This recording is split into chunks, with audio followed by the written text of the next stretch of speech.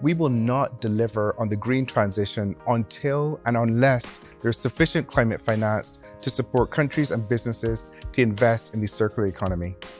And if we want to promote resilient communities, climate finance must prioritize the specific needs and vulnerabilities of these communities, and especially invest in women and girls as key contributors to the ecological transition.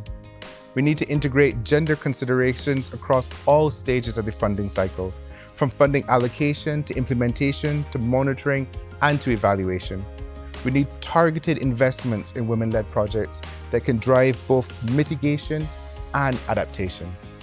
The creation of a loss and damage fund was a key success at previous COPs, but we must do everything as leaders and climate activists to ensure that it is inclusive in its design and its implementation. Current measures are failing to address the needs of women, girls, marginalized communities, and whole vulnerable countries who find themselves on the front line of the climate crisis.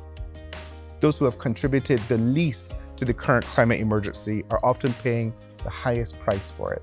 With the Bridgetown Initiative, Barbados has proposed a new approach towards making climate justice a reality, one that seeks to reform our global financial architecture and that calls for adequate climate resilience funding without increasing the burden of debt on already disadvantaged communities and countries.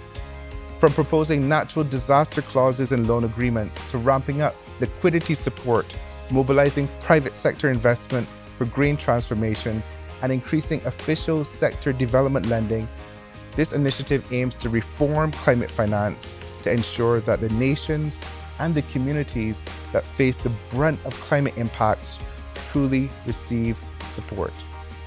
The Bridgetown Initiative has opened a real space for reimagining our financial architecture, which I hope will give renewed momentum to the conversation on feminist climate finance.